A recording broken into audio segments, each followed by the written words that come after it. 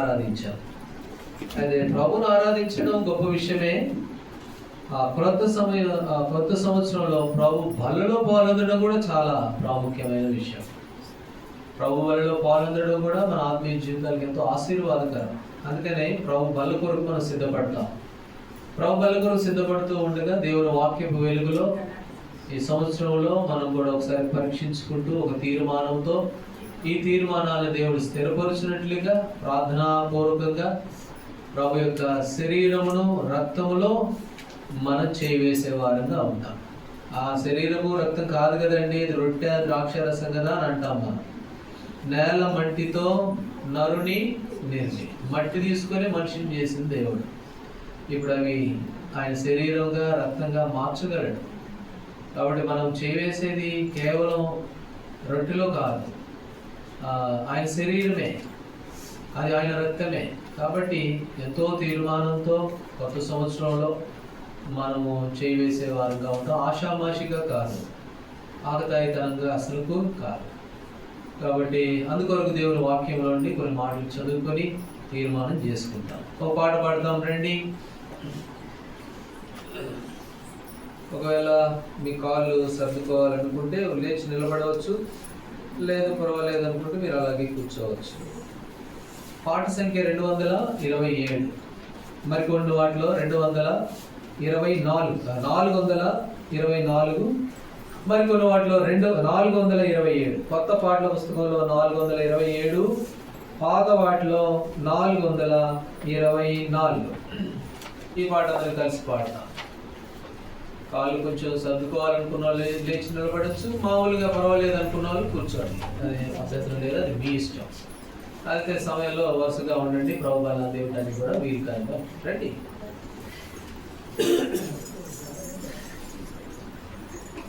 పాట సంఖ్య 427. జీవపు దాతానా హృదయములోనికి రా, నూతన వెలుగు నూతన అనుభవమందరికీ నిమ్ము. నూతన వెలుగు నూతన అనుభవమందరికీ నిమ్ము. నూతన జన్మమును కొసగి నూతనముగా మమ్ము చేయు. నూతన జన్మమును కొసగి నూతనముగా మమ్ము చేయు.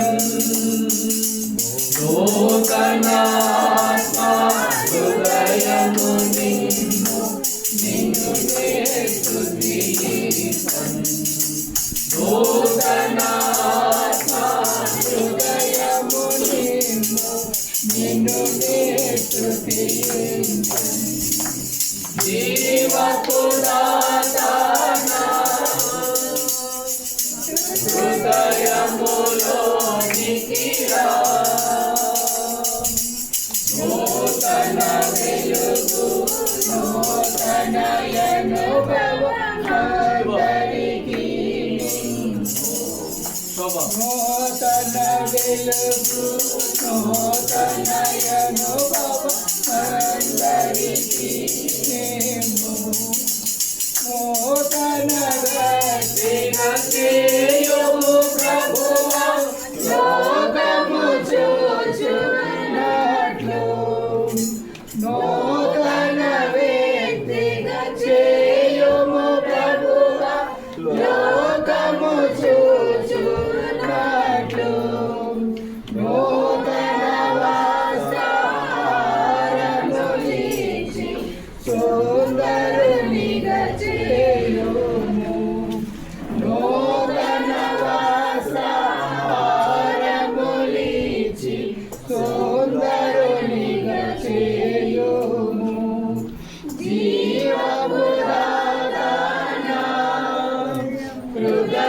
హృదయములోనికి రా, నూతన వెలుగు నూతన అనుభవమందరికీ అందరికీ మేము నూతన వెలుగు నూతన అందరికీ మేము నూతన వాక్కులను వసగి నూతన గీతము నేర్పు నూతన వాక్కులను వసగి నూతన గీతము నేర్పు నూతన నిత్యము స్తుతి పొందును నూతన రాగమును మాకు సగి నిత్యము స్తుతి పొందును జీవపు దాసన హృదయములో నిధిరా నూతన వెలుగు నూతన అనుభవమందరికీ మేము నూతన పాత్రను చేసి నూతన మహిమతో నింపు నూతన పాత్రను చేసి నీదు మహిమతో నింపు నూతన ఆయుధములను చేసి శత్రువును ఓడించు నూతన ఆయుధములను చేసి శత్రువును ఓడించు జీవపు దాతగా హృదయములో నిగిరా నూతన వెలుగు నూతన అనుభవమందరికీ మేము నూతన వెలుగు నూతన అనుభవమందరికీ మేము.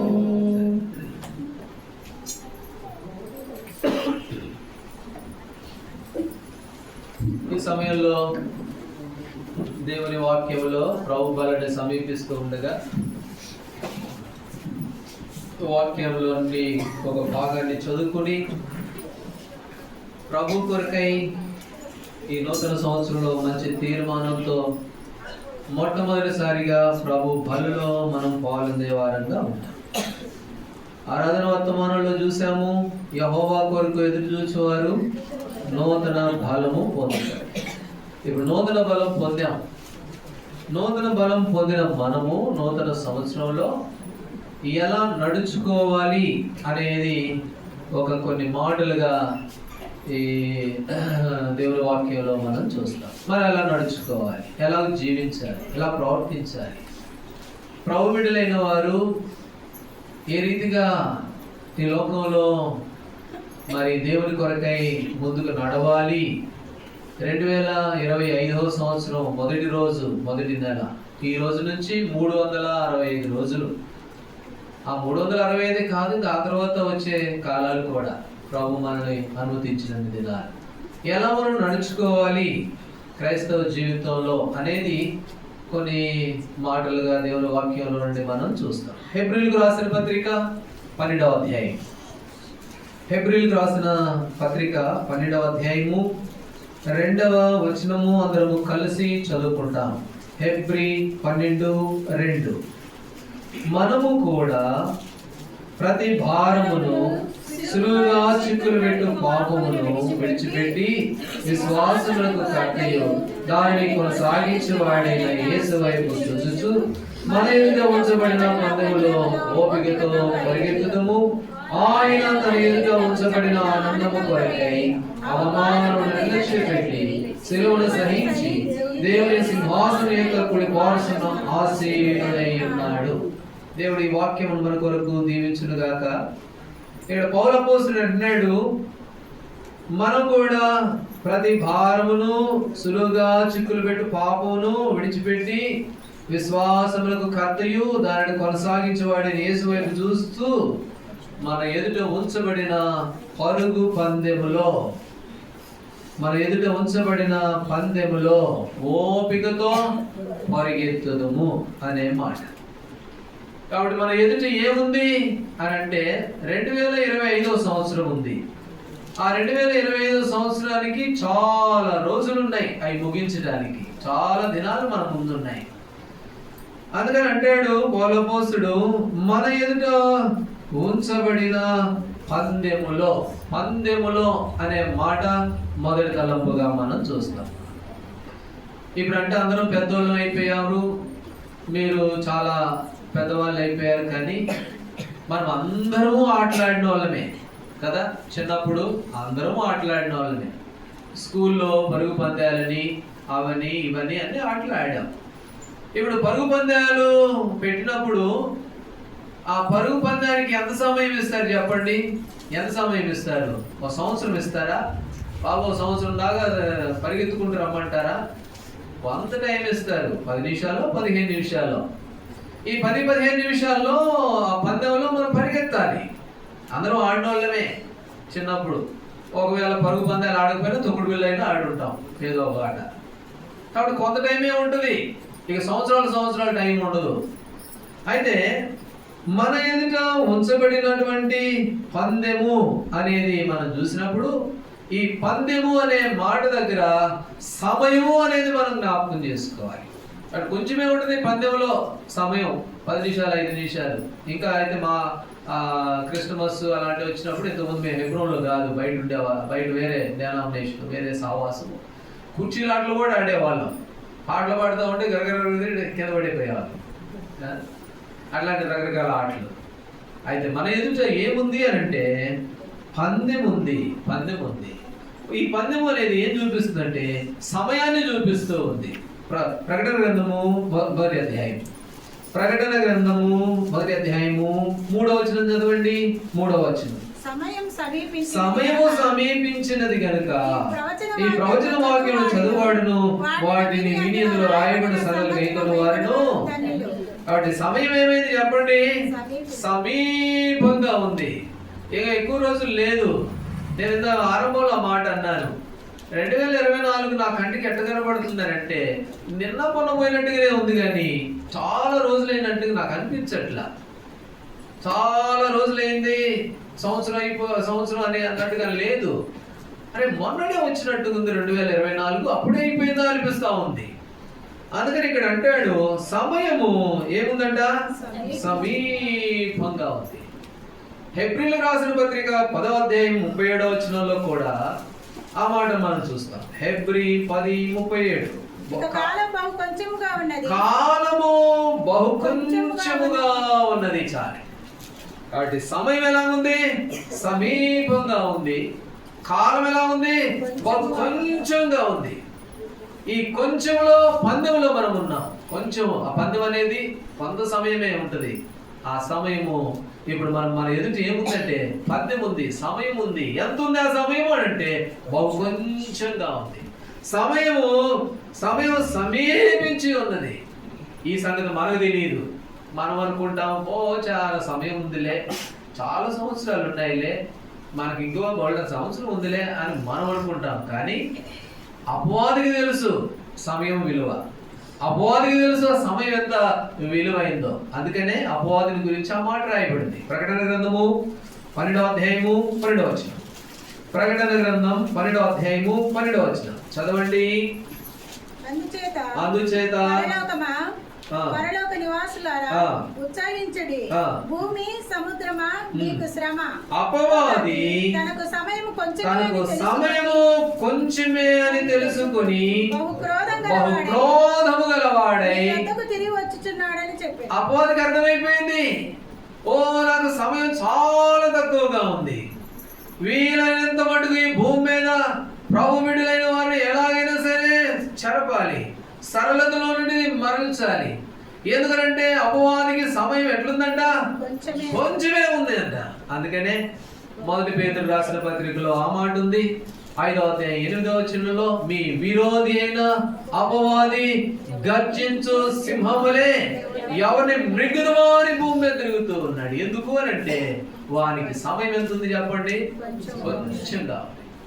అందుకని పౌలు అపోస్తలుడు అన్నాడు, ఓ ప్రియమైన సహోదరుడా, ఓ సహోదరి, ప్రభు బిడ్డలారా, ప్రభుని ఆరాధించే మనుషులారా, మన ఎదుట ఉంచబడిన ఆ పందెము, ఈ పందెము అనేది ఏం చూపిస్తుందంటే సమయాన్ని చూపిస్తూ ఉంది. కనుక కాలయాపన చేయొద్దు, సమయాన్ని వాయిదా వేసుకోవద్దు. దేవుడు ఒక మాట అన్నాడు, కొంచెం కోపంగా అన్నాడు ఆ మాట. జెఫన్యా గ్రంథంలో 2వ మాట చదువుతాం. జెఫన్యా గ్రంథము 2వ అధ్యాయము 1వ వచనం. జెఫన్యా గ్రంథము 2వ అధ్యాయము 1వ వచనం. సిగ్గుమాలిన జనులారా కూడి రండి, పొట్టు గాలికి ఎగురునట్లు సమయము గతించుచున్నది. సిగ్గుమాలిన జనులారా, పొట్టు గాలికి ఎగిరిపోయినట్టు సమయం ఎగిరిపోతా ఉంది. అపవాదికి సమయము కొంచెమేనని వాడికి తెలిసిపోయింది. అందుకని ఎవరిని మృంగుదామా, ఎవరిని పడవేద్దామా, ఎవరిని తప్పుదారులోకి తీసుకెళ్దామా అని వారి సమయం కొంచెమేనని చెప్పి అట్లాగ వెళుతూ ఉంటే ప్రభు అంటున్నాడు, ఇంకా ఎంత కాలం వాయిదా వేస్తావు, ఇంకా ఎంత కాలం నువ్వు పందెంలో ఉన్నావు, నీకున్న సమయం కొంచెమే, ఆ గమ్యస్థానం కూడా కొంచెమే. సంవత్సరాలు జరిగిపోతా ఉన్నాయి, సంవత్సరాలు అయిపోతా ఉన్నాయి, సమయం జరిగిపోతా ఉంది. అందుకని అంటాడు, ఇర్మియా గ్రంథం 8వ అధ్యాయం 7వ వచనంలో పక్షుల గురించి రాయబడింది. ఇర్మియా గ్రంథము 8వ అధ్యాయము 7వ వచనం. సుంకుంబోడి కొంగకు ఏమన్నది చదవండి అన్నమాట. 8వ అధ్యాయం 7వ వచనం. ఆకాశములో ఎగురు సుంకుంబోడి కొంగైనను తన కాలమందు తెల్లగువ్వయు మంగళ కత్తిపెట్టియు ఓది కొరకు కాలములు ఎరుగును. చాలు. మనకి ఇక్కడ ఒకటి ఉందిగా, ఎక్కడ? నెల్లూరు దగ్గర. అది ఏ సరస్సు చెప్పండి? నెల్లూరు దగ్గర ఏ సరస్సు? పులికాట్ సరస్సు. అయితే అక్కడికి వస్తాయి పక్షులు. అక్కడికి వస్తాయి. ఎక్కడి నుంచి? విదేశాల నుంచి వస్తాయి. ఎందుకంటే వాడికి తెలుసు, ఈ కాలంలో మేము అక్కడికి వెళ్ళి గుడ్లు పెట్టాలి అని చెప్పి అక్కడికి వచ్చి గుడ్లు పెట్టి మళ్ళీ వెళ్ళిపోతాం. అందుకనే 28 ఏళ్ళు అంటాడు, ఆకాశం దగ్గర కొంగలకు తెలిసిపోతుంది కాలము, వాటి విలువ. అయితే సిగ్గుమాలిన జనులారా, సమయము గతించుచున్నది కనుక కూడి రండి, కాలం అయిపోతా ఉంది, సంవత్సరాలు జరిగిపోతా ఉన్నాయి. ఎలీషా అన్నాడు, గెహజీతో అన్నాడు ఆ మాట.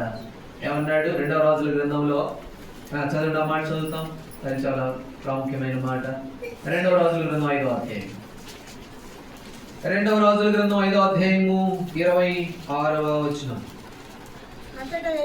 అంతటా ఎలీషా వానితో, ఆ మనుషుడు ఎదుర్కొనుటకు తిరిగి వచ్చినప్పుడు నా మనసు నీతో కూడా రాలేదా? ద్రవ్యమును, వస్త్రములను, ఒలీవ చెట్ల తోటలను, ద్రాక్ష తోటలను, గొర్రెలను, ఎంటను, దాసులను సంపాదించుటకు ఇది సమయమా? ఎలీషా అన్నాడు గెహాజీతో, గెహాజీ, ఏ సమయం అనుకుంటున్నావు? ఇదే సమయం. ఇది ఏ సమయం? అపవాదికి సమయం కొంచెమేనండి, వెంబడబడే సమయం ఇది. ఎక్కడ నేను పడవేయాలని ఎదురు చూస్తున్న సమయం ఇది. గాలి పొట్టుకు గాలికి పోయినట్టు పోతున్న ఎగిరిపోయే సమయం ఇది. ఇట్లాంటి సమయంలోన దాసులను డబ్బును కావలసిన సమయం సంపాదించుకోవడం ఇదే సమయం. మనం ఏమనుకుంటామంటే పండుకొని లెక్కలేస్తాం, ఇది నా బ్యాంక్ బ్యాలెన్స్ ఎంత ఉంది, నా ఆస్తి ఎంత ఉంది అని అనుకుంటాం. కానీ దేవుడు నవ్వుతూ ఉంటాడు, పిచ్చోడా, బ్యాంక్ బ్యాలెన్స్ పెంచుకున్నావు కానీ నీ వయసు తగ్గిపోతుంది, అయిపోతుంది, సమయం అయిపోతా ఉంది, అయిపోయింది, సంవత్సరం అయిపోతా ఉంది, ఇంకెంత కొంచెమే ఉంది నీకు. మనం అనుకున్నాం, లేదు నాకు చాలా పెంచుకున్నామని మనం అనుకుంటాం. కానీ లేదు, నీ వయసు తక్కువైపోయింది, కొంచెమే ఉంది, నువ్వు స్వల్పంగా ఉండవు భూమి మీద. కాబట్టి అందుకని అన్నాడు ఎలీషా, ఇది సమయమా? అది ఏ సమయం? ఇది ఆత్మీయతను సంపాదించుకోవాల్సిన సమయం, అందుకనే పౌలు అపోస్తలుడు అన్నాడు, ఏంటట, మనం ఎక్కడున్నాము? పందెములో ఉన్నాము. పందెము అనేది సమయాన్ని చూపిస్తుంది. కాబట్టి మనకు ముందున్నటువంటి సమయం చాలా తక్కువే, చెప్పలేము ఎలా ఉంటుందో ఏమో. కనుక దేవుని బిడ్డలంగా మరి సమయాన్ని పోనివ్వక సద్వినియోగం చేసుకుంటూ అలాగ ముందుకు సాగేవారంగా ఉంటాం. కాబట్టి మొదటి తీర్మానం ఏంటి అని అంటే, ప్రభువా నాకు ఎంతో తక్కువ సమయం, అయితే ఈ తక్కువ సమయంలో గతంలో ఎన్నో నష్టపోయాలే, కానీ అయితే ఇక నుంచి నా ముందున్నటువంటి ఈ పదవిలో ఎంతో నమ్మకంగాను ఎంతో విధేయతగాను ప్రభా సమయాన్ని ఎక్కడ కూడా వృధా చేయకుండా, ఏ విషయంలో కూడా ఆత్మీయతలో వెనుకబడకుండా మిమ్మల్ని మెప్పిస్తూ మిమ్మల్ని ఘనపరుస్తూ మీ కొరకే ఎదురు చూస్తూ నూతన బలం పొందుకునే వ్యక్తిగా నన్ను ఉంచుము ప్రభా. ఇది నా తీర్మానము ప్రభా, మీ పనులు చేయవేస్తున్నాను అని ఆ తీర్మానం మనం చేయవలసిన వారంగా మనం ఉన్నాము అని. సరే, రెండవ విషయానికి వెళ్తాం. హెబ్రీయులకు రాసిన పత్రిక 12వ అధ్యాయము 2వ వచనం. మనము కూడా ప్రతి భారమును సులువుగా చిక్కులు పెట్టి పాపమును విడిచిపెట్టి విశ్వాసములకు కర్తయు దానిని కొనసాగించువాడైన యేసు వైపు చాలు. ఇప్పుడు సమయం కొంచెమే ఉంది, ఒక మంచి తీర్మానం చేయాల్సిన వారంగా ఉన్నాం. అయితే ఈ తీర్మానం చేసినప్పుడు మనం ఏం చేయాలి అని అంటే, ఏం చేయాలి చెప్పండి? మన ముందున్నటువంటి ఆ సంవత్సరంలో ఏం చేయాలట? యేసు వైపు చూచుచు. ఎవరి వైపు చూడాలా? దేవుని వైపు చూడాలా, ఆయన వైపు చూడాలా. ఆయన వైపు చూడకుండా ఏమో తీర్మానం చేసామండి, ఏమో చెప్పామండి అనేసి వెళ్ళిపోతే ఏముండదు. ఆయన వైపు చూడకపోతే పడిపోతాం. ఒకసారి పేతురు యోహాను వెళ్తున్నారు అపోస్తుల కార్యములో. రండి, అపోస్తుల కార్యములు 3వ అధ్యాయం 4వ వచనం. అపోస్తుల కార్యములు 3వ అధ్యాయము 4వ వచనం చదవండి. పేతురు యోహానును వారిని దేని చూచి మా తట్టు. ఇప్పుడు అన్నారు వాళ్ళు దైవ సేవకులు, ఇంకా ఎంతకాలం అటు ఇటు చూస్తావు, ఇప్పుడు మా తట్టు తిరిగి చూడు అంటే. మా తట్టు చూడడం మేము గొప్పలు మరి కాదు. దైవజనుడు భక్సింగ్ గారు ఒక మాట అనేవాడంట. ఏమనేవాడంటే, మీరు నా వైపు చూడొద్దు, మీరు నా వైపు చూస్తే మీకు ఏమి ఉండదు, నా వైపు చూస్తే మీకు ఏమీ కూడా దొరకదు. నేను ఎవరి వైపు చూస్తున్నానో ఆయన వైపు మీరు చూడండి. నేను దేని మీద ప్రతిదానికి ఎవరి మీద ఆధారపడుతున్నానో, నేను ఎవరి వైపు చూస్తూ ఉన్నానో ఆయన వైపు చూడండి. నా వైపు చూస్తే మీకేమొస్తుంది అని అన్నాడు. కాబట్టి ప్రాబిడిలంగా ఇక్కడ పేతురు యోహాను మా తట్టు తిరుగు అని అంటే ఆ వాళ్ళ వైపు చూడమని కాదు. మేమెవరి మీద ఉన్నామో, వెండి బంగారాలు మా దగ్గర లేవు, మాకు కలిగింది నీకు ఇస్తాం. మేము మా ప్రభువుని చూస్తున్నాం, ఆయన ద్వారా మేము పొందుకున్నాం, అదే నీకు ఇస్తాం. కాబట్టి మేము చూసే ఆయన వైపు నువ్వు చూడు. అందుకని 121వ అధ్యాయంలో ఆ పాట ఉంది. ఏ పాట? కొండల తట్టు నాకు సాయమెచ్చట నుండి వచ్చును, నాకు సాయమెచ్చట నుండి వచ్చును. భూమి ఆకాశముల సృజించిన, భూమి ఆకాశముల సృజించిన యెహోవా. 126వ అధ్యాయం కీర్తనల గ్రంథం 23వ అధ్యాయం 123వ అధ్యాయము 1 నుంచి చదవండి. ఆకాశమందు ఆసీనుడైనవాడా, నీ తట్టు నా కన్నులెత్తుచున్నాను. దాసుల కన్నులు దాసి కన్నులు తన యజమానురాలు చేతి తట్టును చూచినట్లు మన దేవుడిని యెహోవాను కనికరించే వరకు ఆయన తట్టు తిరుగుతూ ఉన్నాయి. కాబట్టి 121వ అధ్యాయంలో నేను కొండల వైపు చూస్తున్నా, ఎక్కడి నుంచి వస్తుంది సహాయం అంటే సృష్టికర్త అయిన దేవుడి దగ్గర నుంచి సహాయం వస్తుందని అన్నాడు.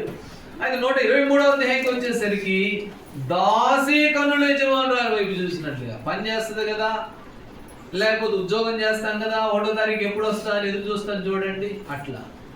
కాబట్టి ఆయన కనికరించేంత వరకు ఏం చేయాలంట? మన కన్నులు ఆయన వైపు చూడాలి. అందుకనే ఇక్కడ అంటాడు, విశ్వాసములకు కర్తయు దానిని కొనసాగించువాడైనా యేసు వైపు చూచు. వాడు ఆయన వైపు చూస్తే ఎంతో దీవెన. అందుకనే మన జీవితంలో మనము ఏం చేయాలి? ఆయన వైపు చూడాలి. యేసుప్రభువు అన్నాడు యోహాను సువార్త 6వ అధ్యాయంలో, నా దగ్గరికి వచ్చి వారిని నేను ఎంత మాత్రం కూడా త్రోసివేయను. నా వైపు చూసేవారిని నేను త్రోసివేయను. నా దగ్గరకు వచ్చిన వారిని నేను కాదన్ను. కొరింథీయులకు రాసిన మొదటి పత్రిక 9వ అధ్యాయము, కొరింథీయులకు రాసిన మొదటి పత్రిక 9వ అధ్యాయము 6వ వచనం. 9:6 చదవండి ఆ మాట. 9:26 అమ్మా.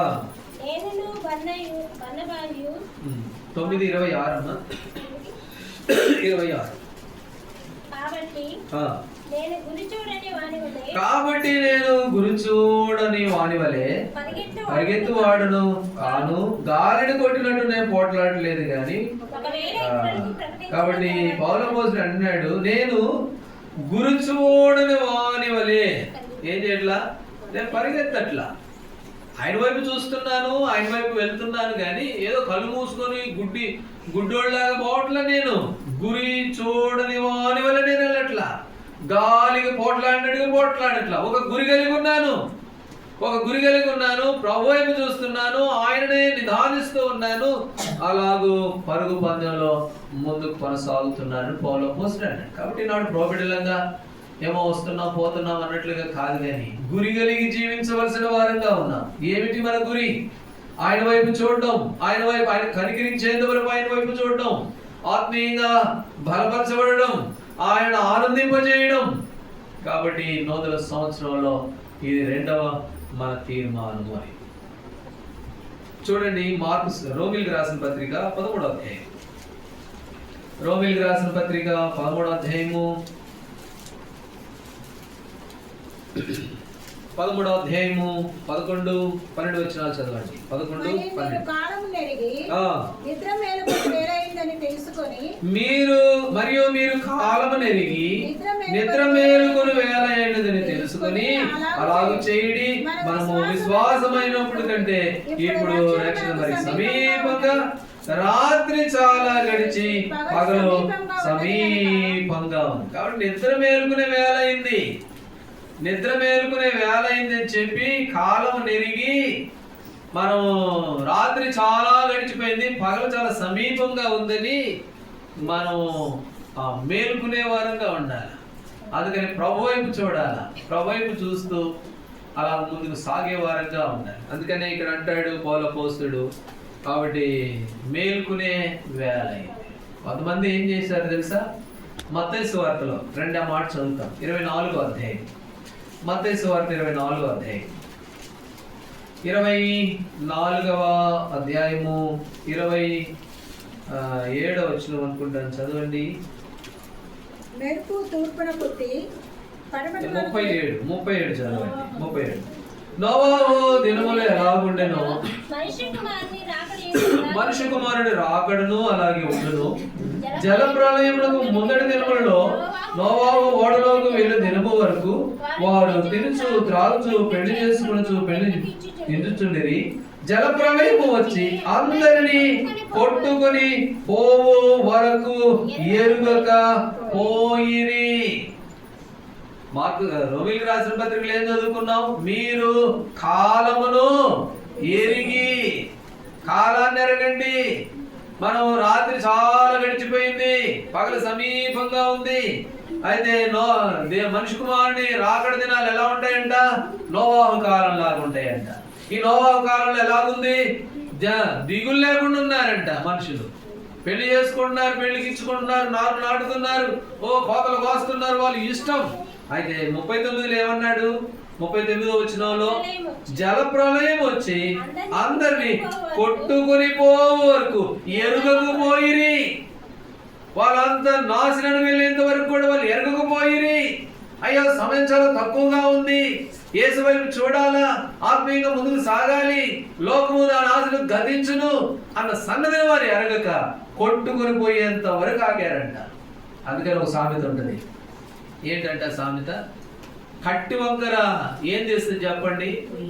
పొయ్యిలో పెడితే కట్టి వంకర అట్టయింది నోవాహు దినాల్లో. అని చెప్పి చెప్పి చెప్పి అలుపు వచ్చేసింది నోవాహుకి. అయితే వాళ్ళు కొట్టుకుని పోయిన తర్వాత కానీ వారికి అర్థం కాలేదు. ఆ జల ప్రవాహంలో కొట్టుకొని పోయేటట్టుగా వారికి అర్థం కాదు. అందుకనే మనము ఈ దినాలు కూడా నోవాహు దినాలే, మనుషు దేవుని రాకడ దినాలే. సమయము పొట్టుకు ఎగిరిపోయినట్టు ఎగిరిపోతా ఉంది కాబట్టి కొంచెముగా ఉంది. అపవాదికి కూడా అర్థమైపోయింది, ఓ ఈ సమయం చాలా తక్కువగా ఉంది నాకు, కాబట్టి ఏర్పరచబడిన వారి సైతం కూడా పడవేయాలి అని చెప్పి గర్జించు సింహంలే తిరుగుతూ ఉన్నాడు, ఎవరినైతే తిరుగుతూ మింగుదామా అని. అట్లాంటి దినాల్లో ఉన్నాం, చాలా తక్కువ దినాల్లో ఉన్నాం. కాబట్టి బహు జాగ్రత్త కలిగిన వారమై మనము ప్రభు వైపు చూస్తూ ఈ 2025వ సంవత్సరంలో ఆత్మీయంగా ముందుకు సాగవలసిన వారంగా మనం ఉన్నాము అని. ఇంకో మాట కూడా చదవండి, మత్తయి సువార్త 25వ అధ్యాయము 10వ వచనం. 10 మంది ఉన్నారండి అక్కడ, 10 మంది ఉన్నారు. చదవండి ఆ మాట. 25:10. వారు కొనబోచుండగా పెళ్లి కుమారుడు వచ్చెను. అప్పుడు సిద్ధపడి ఉన్నవారు విందులకు లోపలికి పోయిరి. అప్పుడు సిద్ధపడి ఉన్న వారు, కాబట్టి ఎప్పుడైతే సిద్ధపడి ఉన్నారో వాళ్ళు ఏం చేయమంటారు? లోపలికి వెళ్ళారు. సిద్ధపాటు లేని వారి పరిస్థితి ఏమైపోయింది? ఓ తలుపు తట్టారంట, అయ్యా తలుపుది. అప్పుడు ప్రభు అన్నాడు, మీరు ఎవరో నాకు ఎలుగుపోండి. అందుకో పాట కూడా ఉంది.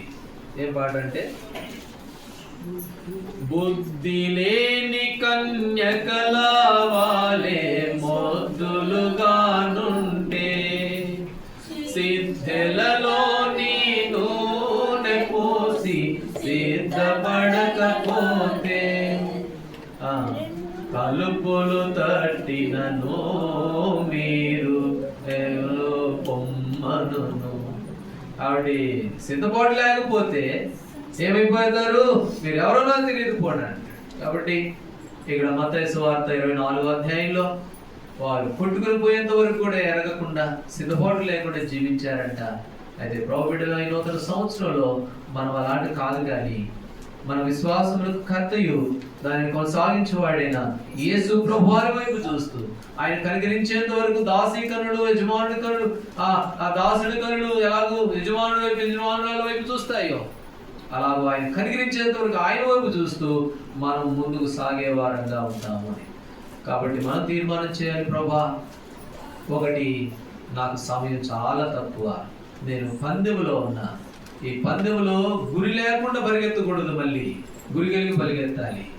కాబట్టి కొంచెం ఉంది నా సమయం అని చెప్పి ప్రభా ఈ కొంచెం సమయంలో నమ్మకంగా ఉండగలకు సాయం చేయ ప్రభా తీర్మానం చేద్దాం. రెండవదిగా ఆయన వైపు చూస్తూ, ప్రభా ఈ 2025వ సంవత్సరం అంతా కూడా మీ వైపు చూస్తూ ఎక్కడ వెనకంజ వేయక, నాగడి మీద చేపెట్టి వెనక తట్టు తిరక్క, ప్రభా నాకు సహాయం చేయ ప్రభా అని ఒక రెండవ తీర్మానంలోనికి మనము వచ్చే వారంగా ఉంటాం. ఇప్పుడు మూడవ విషయానికి వెళ్దాం. రండి, హెబ్రీయులకు రాసిన పత్రిక 12వ అధ్యాయము 2వ వచనం. 12:2. మనము కూడా ప్రతి భారమును సులువుగా చిక్కులు పెట్టు పాపమును విడిచిపెట్టి విశ్వాసమునకు కర్తయు దానిని కొనసాగించువాడైన యేసు వైపు చూచుచు మన ఎదుట ఉంచబడిన పందెములో ఓపికతో పరిగెత్తుదుము. ఇప్పుడు మూడవ విషయానికి వస్తే, విశ్వాసమునకు కర్తయు ఎవరంటే ఆయన విశ్వాసమునకు కర్తయు. కాబట్టి విశ్వాసమునకు కర్త ఆయన వైపు మనం చూడాలి. మోషేని దేవుడు పిలిచాడు. మోషేని దేవుడు పిలిచి ఇశ్రాయేలు ప్రజలను విడిపించమంటే విడిపించి తీసుకొని వచ్చిన తర్వాత ఎర్ర సముద్రం అడ్డం వచ్చింది. నిర్గమాకాండం 14వ అధ్యాయంలో ఎర్ర సముద్రం అడ్డం వస్తే ఇక అక్కడ ఏం చేయాలో అర్థం కావట్లా. అప్పుడు ప్రభు అన్నాడు, నిర్గమాకాండము 14వ అధ్యాయము 15వ వచనం, 14:15. అందులో యెహోవా మోషేతో, నీవేళ నాకు మొరపెట్టుచున్నావు, సాగిపోవడి అని ఇశ్రాయేలుకు. కాబట్టి సాగిపో, ఎందుకు నా వైపు చూస్తున్నావు? అందుకని అంటాడు విశ్వాసమునకు ఆయన ఎవరట? అట్టెట్లా పోతాం ప్రభా? సముద్రం అంటే అది మునిగితే చచ్చిపోతాం. లేదు, నువ్వు సాగిపో నేను చెప్తున్నా. కాబట్టి విశ్వాసముతో వెళ్ళారు. యెహోషువ గ్రంథములో ఆ మాట కూడా మనం చదువుతాం రండి. యెహోషువ గ్రంథము 3వ అధ్యాయము 13వ వచనం.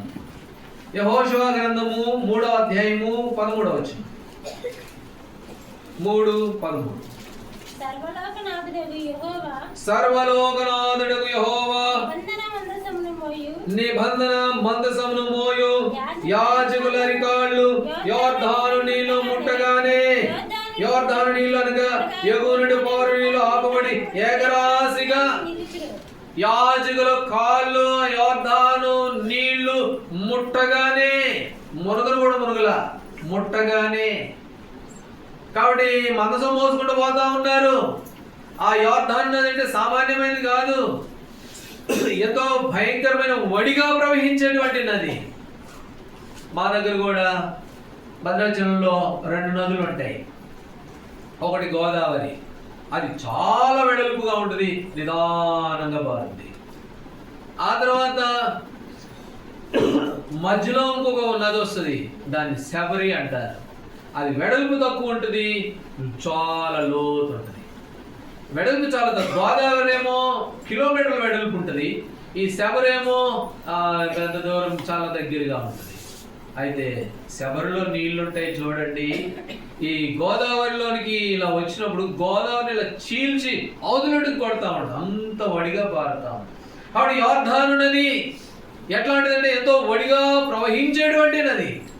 అట్లాంటి నది దగ్గరికి వెళ్ళారు యాజకులు. మనసాన్ని మోస్తున్నారు, 4 వైపులా మనసాన్ని మోసుకుంటూ ఆ నదిని చూస్తే భయపడిపోతున్నారు. అయితే యాజకుల కాళ్ళు ఆ నీళ్లను ముట్టగానే ఏమైపోయిందంటే యోర్దాను నది ఏకరాశిగా నిలబడుతూ వచ్చాయి. ఇందులో ఏం కనబడుతుందంటే యాజకుల విశ్వాసము. వామోముని దిగితే కొట్టుకుపోతామేమో, దిగితే అందులో వెళ్ళిపోతా, అది చూడు ఎంత వడిగా ప్రవహిస్తుందో, భయం లేదు. అందుకని మోషేతో అన్నాడు, మోషే నాకెందుకు మొరపెడుతున్నావు, సాగిపో అన్నాడు. అందుకనే క్రైస్తవ జీవితంలో ప్రౌఢిలంగా విశ్వాసమునకు కర్త ఆయన వైపు చూడాలి. కాబట్టి విశ్వాసముతో మనం ఏం చేయబడాలి అంటే సాగిపోవాలి. యేసు ప్రభువారు నేల మీద నడుస్తూ ఉన్నాడు. మత్తయి సువార్త 14:31 వచనంలో నేల మీద నడుస్తూ ఉంటే పేతురు చూసి, ప్రభువా నీవేనా అంటే, నేను వస్తాను ప్రభువా రా అన్నాడు. 2వ మాట చదువుతాం. మత్తయి సువార్త 14వ అధ్యాయము 20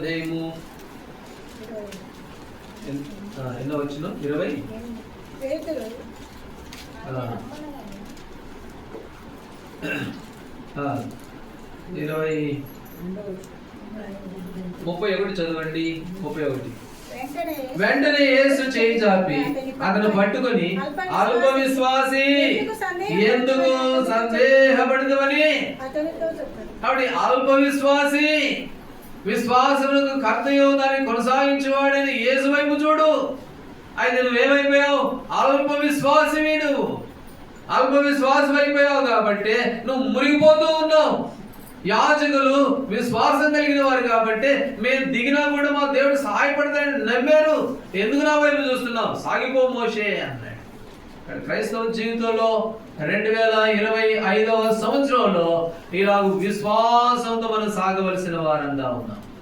కాబట్టి అల్ప విశ్వాసం అనేది ఉండకూడదు.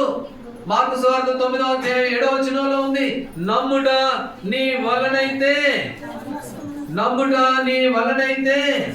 నమ్మువానికి సమస్తము సాధ్యమే. నమ్మితే చూస్తావు, దేవుని మహిమను చూస్తావు. కాబట్టి నమ్మాల. ఎట్లా నమ్మాలో తెలుసా? ఆరంభ దినాలలో మనము అక్కడ ఉన్నాం, బర్నబాస్ అన్న వాళ్ళ దగ్గర.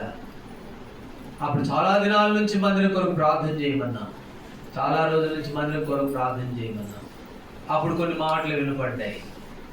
ఏందంటమ్మా ఆయన కట్టేది మందిరము, ఏందంట కట్టేది, ఏడున్నాయంట డబ్బులు అంతగానో, ఏడ తీసుకొచ్చి కడతాడంట అన్నారు చాలామంది.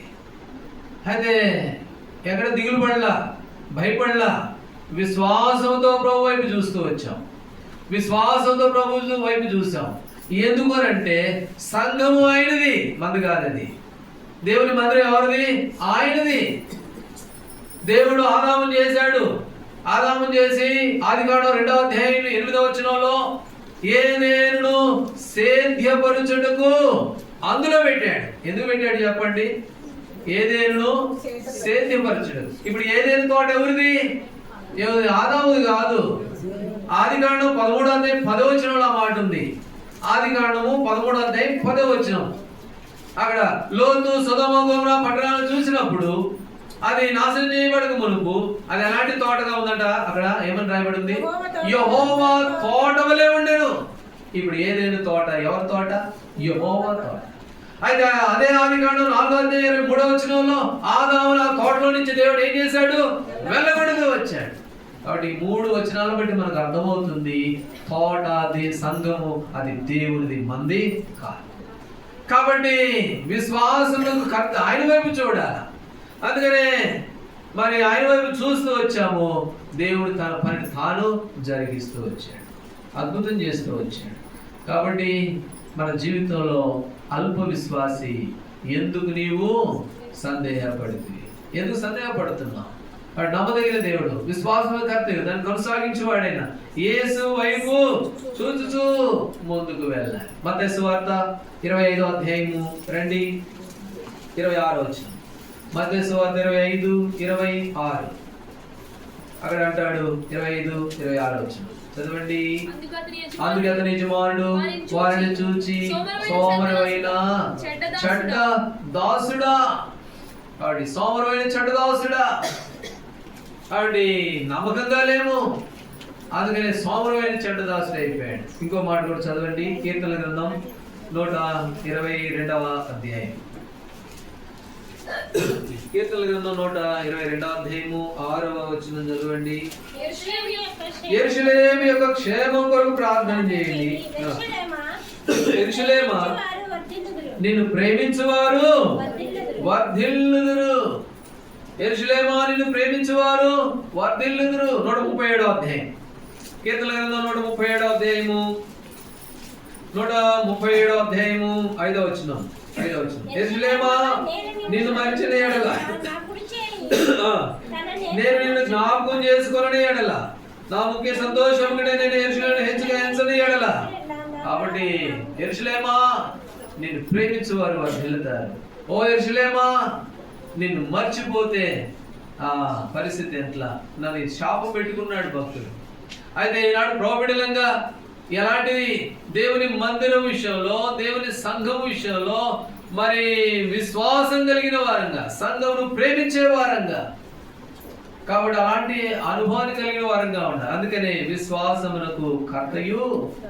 మనం అనుకుంటాము, అమ్మో ఆ పని ఆడి చేస్తాము, అంత పని ఆడి చేస్తాము, అంత ఏం చేయగలం అని. అందుకని అన్నాడు మా సీమోనుతో, ఓ అల్ప విశ్వాసి, నువ్వు ఎందుకు సందేహపడ?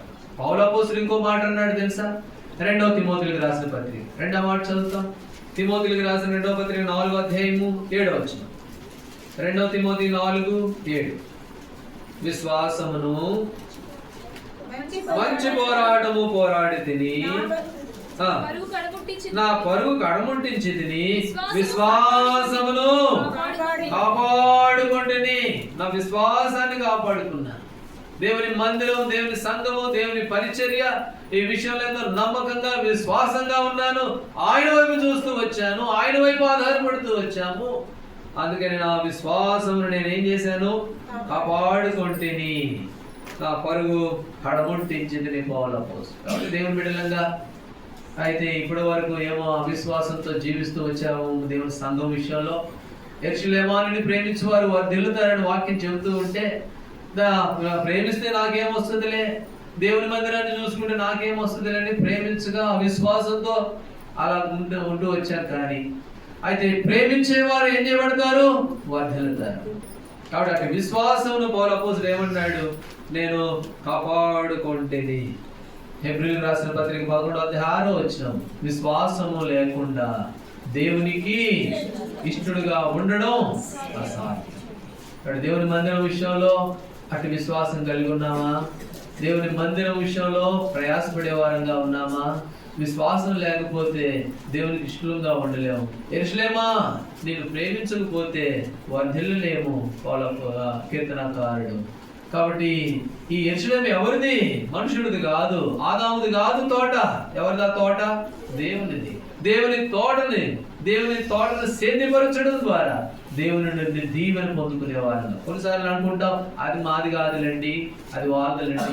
ఎప్పుడైతే మనుషుడికి పేరు వస్తుందో, ఎప్పుడైతే మనుషులకి ఘనత వస్తుందో మీరు గమనించండి, అక్కడ దేవుడు ఉండడు, దేవునికి అక్కడ మహిమ ఉండదు. అందుకనే అంటే మనం అనకూడదు కానీ అనుకోవచ్చు, తప్పు లేదు, అనుకోవచ్చు. ఏమ్మా ఎక్కడికి వెళ్తావు నువ్వు అని అంటే గతంలో ఏమని చెప్పేవాళ్ళు చెప్పండి? మీరంతా ఏం చెప్పేవాళ్ళు? దేవసాయం గారి దగ్గరికి అండి. ఏ చర్చికమ్మా? దేవసాయం గారి మందిరం అండి. ఎప్పుడైతే ఆ పేరు తీసుకొస్తూ వచ్చామో ఇప్పుడు ఏమైపోయింది? దేవసాయం గారి మందిరము అని అంటే అంత విచ్ఛిన్నమైంది. కాబట్టి ఇది దేవసాయం గారిది కాదు, లేకపోతే ఇది ఫలానా ప్రసాద్ది కాదు, ఇది ఎవరిది? యెహోవా తోట. ఎప్పుడైతే ఆ తోటను మనం ప్రేమిస్తామో, ఎప్పుడైతే యెహోవా తోటను మనము ప్రేమించి ఆ యెరూషలేమును హత్తుకుంటామో ఏం చేయబడతాం? వర్ధిల్లే వారంగా. ఇది దేవసాయం గారిది, ఇది ప్రసాద్ గారిది, ఇది ఇంకొక ఆయనది అనుకుంటే మనం ఏమి పొందలేం. అందుకని ఇక్కడ అంటాడు విశ్వాసమునకు కర్త. కాబట్టి విశ్వాసంతో వెయ్యి, విశ్వాసంతో దేవుని పనిలో పాలందు, విశ్వాసంతో కాళ్ళు యోర్దానులో పెట్టు, చూడు ఏకరాశిగా నిలబడతాయి. ఎందుకు ఇంకా ఆలోచిస్తున్నావు? మోషే సాగిపో, విశ్వాసంలో కర్తగా ఆయన వైపు చూస్తూ అని. కొన్నిసార్లు మనము ఆ దేవుని మందిరాన్ని చేస్తే ఏమొస్తుంది, అది చేస్తే ఏమొస్తుంది అని అవిశ్వాసంతో ఉంటాం. అందుకని అంటాడు అల్ప విశ్వాసి ఎందుకు సందేహపడ్డావు? యెరూషలేమును ప్రేమించేవారు వర్ధిల్లుతానని నేను చెప్పాను కదా, ఎందుకు సందేహపడ్డావు? కాబట్టి మన ఈ 2025వ సంవత్సరంలో విశ్వాసములకు కర్తయు దానికి కొనసాగించేవాడైన యేసు వైపు చూస్తూ మనం ముందున్నటువంటి జీవితంలో ముందుకు సాగే వారంగా మనం ఉంటామని. సరే, ఇప్పుడు మరొక విషయానికి వెళ్దాం. హెబ్రీయులకు రాసిన పత్రిక 12వ అధ్యాయం 2వ వచనం. మనము కూడా ప్రతి భారమును సులువుగా చిక్కులు పెట్టు పాపమును విడిచిపెట్టి విశ్వాసములకు కర్తయు దానిని కొనసాగించేవాడైన యేసు వైపు చూస్తూ మన ఎదురుగా ఉంచబడిన పందెంలో ఓపికతో పరిగెత్తుదము. కాబట్టి ఓపికతో పరిగెత్తుదము. ఏం కావాలా ప్రభు బిడ్డలకి అని అంటే ఓపిక. ఏం కావాలట? ఓపిక. ఫిలిప్పీలకు రాసిన పత్రిక 3వ అధ్యాయంలో ఒక మాట చదువుతాను రండి. ఫిలిప్పీలకు రాసిన పత్రిక 3వ అధ్యాయము 13-14 వచనాలు. 13-14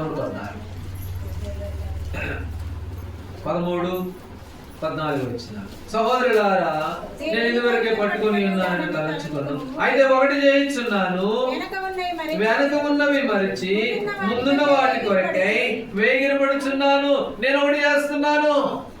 ఏం చేస్తున్నాను? నేను వెనక ఉన్న వాటిని మరచి. కాబట్టి ఓపికతో పరిగెత్తాలి. ఓపిక అంటే ఎదురు చూడడం. ఓపిక అనేది ఏం చూపిస్తుంది? ఎదురు చూడడం. ఇప్పుడు పౌలు అంటున్నాడు, నేను ఒక పని చేస్తాను. ఏంటో తెలుసా? నేను చేసే పని వెనకున్నన్ని మర్చిపోతాను. 2024లో అన్ని మర్చిపోతాను. అవి మళ్ళీ గుర్తు చేసుకోను, మళ్ళీ ఆ ప్రకారం ప్రవర్తించను, ఆ ప్రకారం జీవించను. అయితే ఇంకోటి చేస్తాను. ఏంటంటే ముందున్న వాటి కొరకై పరిగెత్తాను. గురి లేకుండా కాదు, కళ్ళు పూసుకొని కాదు, గురి కలిగి పరిగెత్తుతాను. 2025 సంవత్సరంలో ప్రభుని సంతోషపెట్టడం ఇది నా గురి. అలాగనే పరిగెత్తుతాను. అందుకని అంటాడు పౌలు అపోస్తలుడు, ఓపిక అనేది ఏం చూపిస్తుందంటే ఎదురు చూడడం. యెహోవా కొరకు ఎదురు చూడడం. వారు నూతన బలము పొందుతారు. హోషేయ గ్రంథంలో మాట చదువుతాం రండి. హోషేయ గ్రంథం 10వ అధ్యాయము 12వ వచనం. హోషేయ గ్రంథం 10వ అధ్యాయము 12వ వచనం. నీతి ఫలించినట్లు వేయుడి, యెహోవాను వెదుకుటకు ఇదే సమయం. దేవుని వెదకడానికి ఇదే సమయం. ఆయన వెదకడానికి ఓపికగా ఆయన కొరకు కనిపెట్టుకోవడానికి ఇదే సమయం. మత్తయి సువార్త 3వ అధ్యాయం 10వ వచనం, మారు మనసుకు తగిన ఫలము ఫలించండి. కాబట్టి అలా ఫలించే వారంగా ఉండాలి. ఎదురు చూస్తూ ఓపికగా ఫలించే వారంగా ఉండాలి. కాబట్టి ఓపికగా ప్రభు కొరకు ఎదురు చూడాలి. అక్కడ లూకా సువార్త 13వ అధ్యాయంలో యజమానుడికిను తోటమాలికి సంభాషణ జరిగింది. ఇద్దరు మాట్లాడుకుంటున్నారు. అక్కడ ఒక పరిష్కారాలు కూడా ఉన్నాయి. ఏమన్నాడు తెలుసా? రండి, లూకాసు వార్త 13వ అధ్యాయం. లూకాసు వార్త 13వ అధ్యాయము 8వ వచనం. 13:8. అయితే వాడు, అయ్యా నేను దాని చుట్టూ త్రవ్వి ఎరువేయి మట్టుకు ఈ సంవత్సరము కూడా ఉండనిమ్ము. ఇప్పుడు చాలు, యజమానుడు వచ్చాడు. ఎందుకులయ్యా, ఇది ఎన్ని రోజులున్నా ఫలించేది కాదు, చేసేది కాదు, ఓపిక లేదు, ఎదురు చూసేది కాదు, విశ్వాసం లేదు, వదిలే తీసివేస్తానని యజమానుడు అంటే అప్పుడు వెంటనే వచ్చేసాడు తోటమాలి. అయ్యా ఒక్కసారి ఉంచయ్యా, ఒక్క సంవత్సరం ఉండనివ్వు. ఒక సంవత్సరం ఉండనిమ్మంటావా? ఉంచితే ఏం చేస్తావు? సరే ఉండనిస్తా, ఈ ఒక సంవత్సరం ఏం చేస్తావు?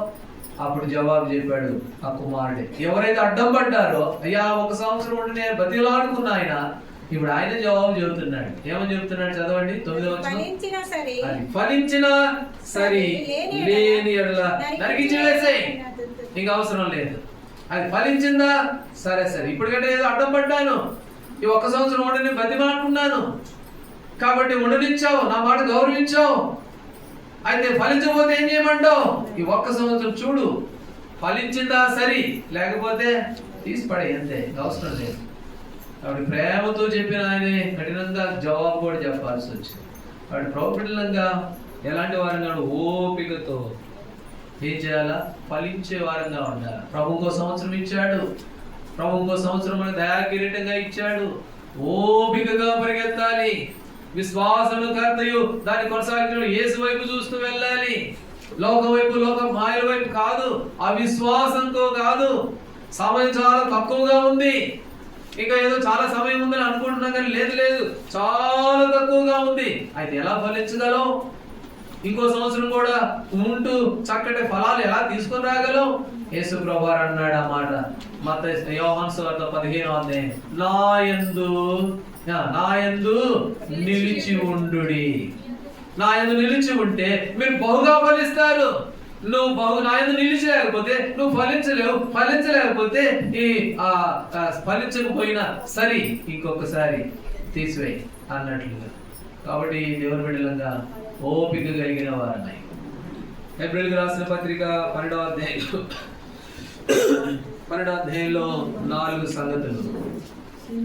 ఒకటి, మరి మనం చూస్తూ వచ్చాము, పందెము అనేది ఏం చూపిస్తుంది? సమయాన్ని చూపిస్తుంది. కొంచెమే ఉందండి సమయం, ఎక్కువ లేదు. నాకే అనిపిస్తా ఉంది, నా వయసు 42 సంవత్సరాలు. 82లో పుట్టాను, 42 సంవత్సరాలు, 43 వస్తాయి. అప్పుడప్పుడు నాకే అనిపిస్తూ ఉంటుంది, ఇక ఎలా ఉంటుందో ఏమో, ఇంకో 2 రోజులు ముందు రోజుల్లో ఉండనా. ఎందుకంటే ఉన్న టెన్షన్లు బట్టి ఎలా ఉంటామో ఏమో, ఉంటామా ఓడతామా అని నాకే భయం వేస్తూ ఉంటే, నాకంటే చాలా పెద్దవారు ఎంతో మంది ఉన్నారు. అయితే దిగులు లేని వారుగా, కాలం అనేది సమయం చాలా కొంచెమే ఉందని ఎరిగిన వారమై భయభక్తులతో వణుకుతో గడపవలసిన వారంగా ఉన్నాం. నా సమయం చాలా సమీపంగా ఉంది. ఆ వారికి కూడా అర్థమైపోయింది, వాడికి కూడా సమయం కొంచెమే ఉందని ఎక్కడ పడేద్దామని ఎదురు చూస్తూ ఉన్నాడు. ఈ కొంచెం సమయంలో పడిపోతే, అందుకని అంటాడు లోకంలో సామెత, ఇంత బతికి అక్కడెక్కడో తెచ్చాడు. అట్టయిపోతే మన బతుకు. కనుక సమయం చాలా తక్కువగా ఉందని ఎరిగిన వారమై ప్రభు వైపు చూస్తూ, ఇక అటు ఇటు చూడక, కుడిగాని ఎడమగానికి తొలగక, ప్రభు వైపు చూస్తూ విశ్వాసము కర్తయు విశ్వాసం కలిగిన వారమై, ఎవరైతే దేవుని మందిరమును, దేవుని సంఘమును ప్రేమిస్తారో వారు వర్ధిల్లుతారని వాక్యం చెప్తుంటే, అటు విశ్వాసం కలిగిన వారమై, నేను దేవుని మందిరం ప్రేమించడం ద్వారా, దేవుని మందిరంలో మరి పరిచయం చేయడం ద్వారా నేను నా కుటుంబం ఆశీర్వదించబడతాం అని విశ్వాసముతో. నాడు ఆ విశ్వాసం లేదు. అరికాలు పెడితే కొట్టకపోతామేమో అనుకుంటాం. అక్కడ కార్యాలు ఎలా జరిగాయి? వాళ్ళు నమ్మారు. అంత వడిగా వచ్చినా పర్వాలేదు, ఎంత శ్రమైనా పర్వాలేదు, కాళ్ళు పెడితే దేవుడు ఆపుతాడు అనుకున్నారు. ఎర్ర సముద్రంలో పెట్టారు, ఆరిన నేల అన్నాడు. అది విశ్వాసం అంటే. కాబట్టి ఈ భవిష్యత్ దినాల్లో అటు విశ్వాసం కలిగిన వారమై, మరి ఓపికతో, ఎట్లా అంట, ఓపికతో ఎదురు చూస్తూ ఓపికతో ఫలించేటువంటి వారంగా మనం ఉంటాము. కాబట్టి ప్రభు మరణం సమీపిస్తూ ఉండగా, ప్రభా ఈ 4 అనుభవాలు, ఇంకా ఎన్నో విషయాలు ఉన్నాయి, ఇప్పుడు అంత సమయం కాదు, కానీ ఈ 4 విషయాలలో ప్రభా నన్ను స్థిరపరచు. నా సమయం చాలా తక్కువే, నాకు అర్థమైంది. కనుక ఈ కొంచెం సమయంలో వాళ్ళు అనుకున్నారంట ఏమని, జగములో జనులు దిగులు లేనప్పుడు, జగములో జనులు దిగులు లేనప్పుడు దొంగవలే ఇలా దొరయై వచ్చుర, దొంగవలే ఇలా దొరయై వచ్చుర, పరుగినరా సోదరుడా ప్రభు సన్నిధి నీవు చేరుటకై. కొట్టుకొని పోయేంత వరకు ఎరగలేదంట వాళ్ళు. వాడు జనం తినుచు త్రాగుచు అనిష్టానుసారంగా జీవిస్తూ ఉన్నారు. కాబట్టి ప్రభుబిడ్డలంగా సమయం కొంచెమే ఉంది. ఓపిక మనకి ఎంతో అవసరం. ప్రభువుని వైపు ఎదురు చూడడం అవసరం. నూతన బలం పొందుకోవాలి. విశ్వాసం కలిగిన వారంగా జీవించాలి. అంతేకాకుండా ప్రభు వైపే చూడాలి, ఇంకెటు చూడకూడదు. ఆయన నమ్మదగిన వాడు. దాసి కనులు, దాసుడి కనులు, యజమానుడు ఎప్పుడు వస్తాడా, జీతం ఎప్పుడు ఇస్తాడా అని ఎదురు చూసినట్లుగా ఆయన కనికరించేంత వరకు అది ఎంత సమయమైనా సరే ఆయన వైపు చూడాలి.